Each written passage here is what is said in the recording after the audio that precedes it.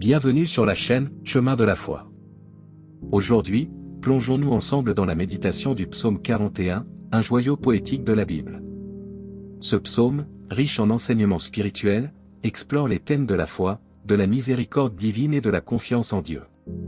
Suivez cette réflexion profonde, car nous explorons chaque verset de ce psaume inspirant.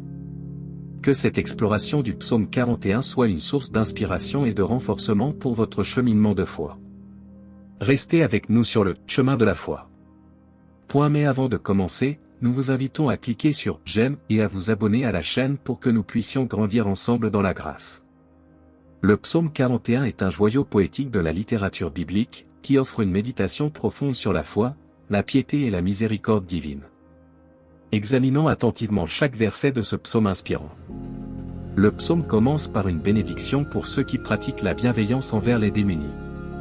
La promesse de délivrance divine souligne l'importance de l'empathie et de la charité. Ce verset évoque la protection divine accordée à ceux qui suivent la voie de la compassion.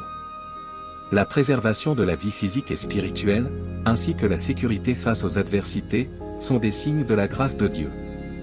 La souffrance humaine ne passe pas inaperçue aux yeux de Dieu. Ce verset réconforte en affirmant que même dans la maladie, Dieu apporte son soutien et sa guérison.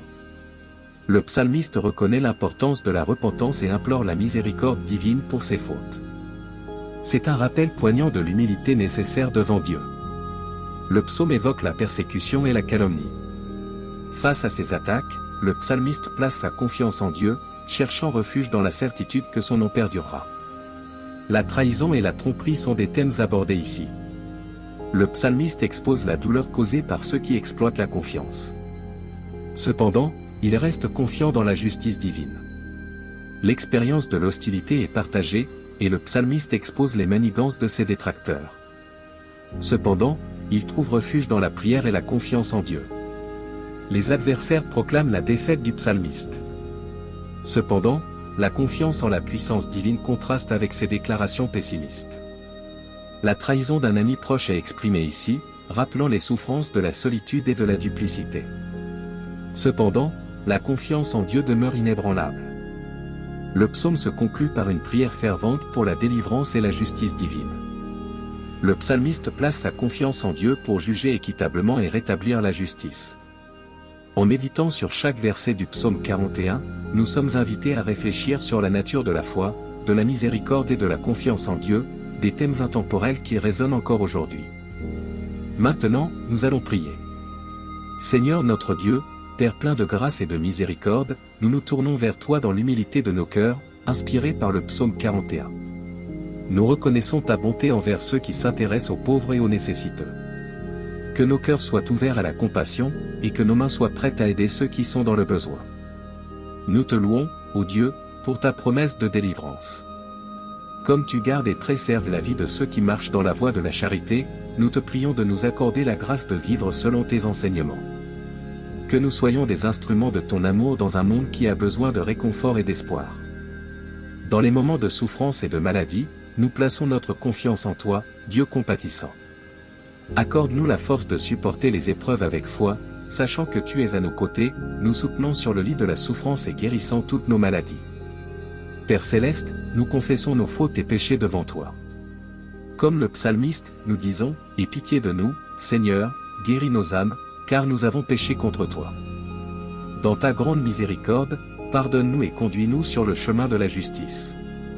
Face aux calomnies et aux persécutions, nous nous réfugions en toi, rocher sûr. Que nos noms perdurent non pas par notre force, mais par ta grâce et ton amour infini. Que la vérité l'emporte sur les mensonges, et que la justice prévale dans nos vies. Seigneur, dans les moments de trahison et de solitude, quand même nos amis les plus proches se lèvent contre nous, nous cherchons refuge en toi. Sois notre ami fidèle, notre protecteur et notre réconforteur. Que notre confiance en toi demeure inébranlable, même au milieu des tempêtes de la vie. Nous te prions pour la guérison de toutes les blessures, physiques et spirituelles. Que ta grâce nous relève et nous restaure. Donne-nous la force de pardonner à ceux qui nous ont fait du mal, sachant que ton amour peut transcender toutes les offenses. Enfin, Seigneur, dans les moments de triomphe, que notre joie soit centrée sur toi. Que nos vies soient des témoignages vivants de ta fidélité et de ton amour incommensurable. Nous te présentons cette prière avec gratitude et espérance, confiant que tu entends les prières de tes enfants. Au nom de Jésus, notre Sauveur et Rédempteur. Amen. Heureux celui qui s'intéresse aux pauvres.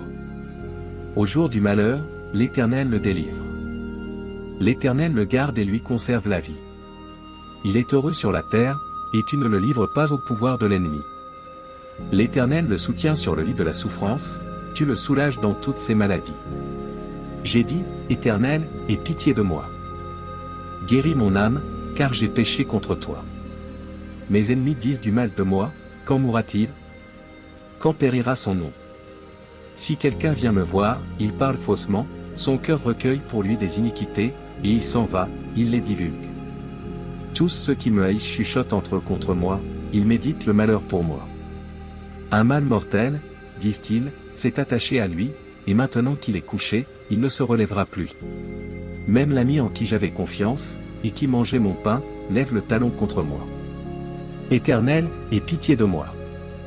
Relève-moi, afin que je leur rende ce qu'ils méritent. Heureux celui qui s'intéresse aux pauvres. Au jour du malheur, l'Éternel le délivre. L'Éternel le garde et lui conserve la vie. Il est heureux sur la terre, et tu ne le livres pas au pouvoir de l'ennemi. L'Éternel le soutient sur le lit de la souffrance, tu le soulages dans toutes ses maladies. J'ai dit, Éternel, aie pitié de moi. Guéris mon âme, car j'ai péché contre toi. Mes ennemis disent du mal de moi, quand mourra-t-il? Quand périra son nom?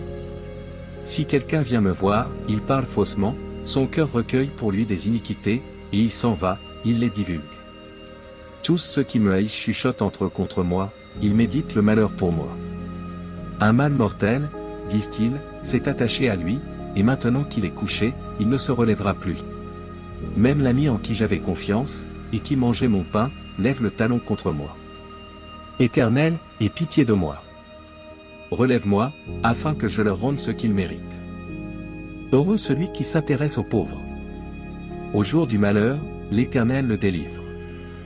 L'Éternel le garde et lui conserve la vie. Il est heureux sur la terre, et tu ne le livres pas au pouvoir de l'ennemi. L'Éternel le soutient sur le lit de la souffrance, tu le soulages dans toutes ses maladies. J'ai dit, Éternel, aie pitié de moi. Guéris mon âme, car j'ai péché contre toi. Mes ennemis disent du mal de moi, quand mourra-t-il? Quand périra son nom? Si quelqu'un vient me voir, il parle faussement, son cœur recueille pour lui des iniquités, et il s'en va, il les divulgue. Tous ceux qui me haïssent chuchotent entre eux contre moi, ils méditent le malheur pour moi. Un mal mortel, disent-ils, s'est attaché à lui, et maintenant qu'il est couché, il ne se relèvera plus.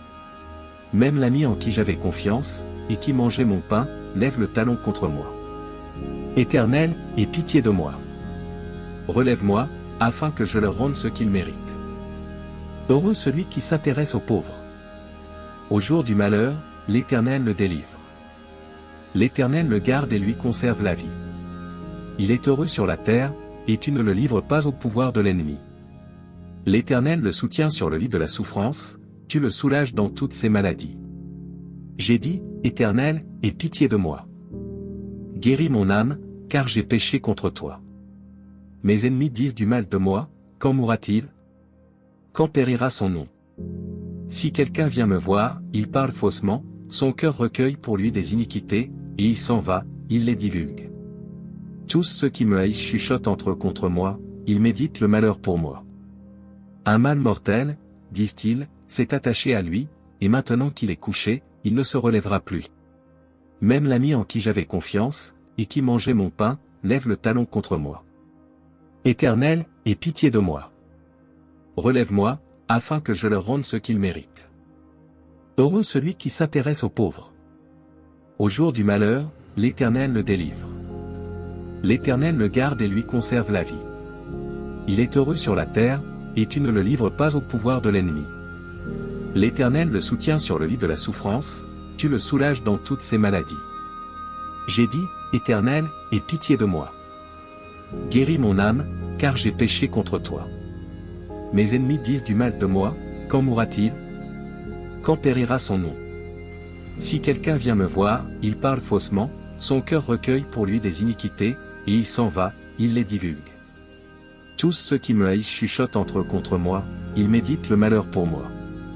Un mal mortel, disent-ils, s'est attaché à lui, et maintenant qu'il est couché, il ne se relèvera plus. Même l'ami en qui j'avais confiance, et qui mangeait mon pain, lève le talon contre moi. Éternel, aie pitié de moi. Relève-moi, afin que je leur rende ce qu'ils méritent. Que la paix de notre Sauveur Jésus-Christ soit avec tous ceux qui ont regardé cette vidéo. N'hésitez pas à laisser votre demande de prière dans les commentaires, ce sera un plaisir d'intercéder ensemble devant Dieu.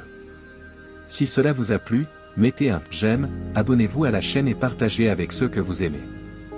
À bientôt.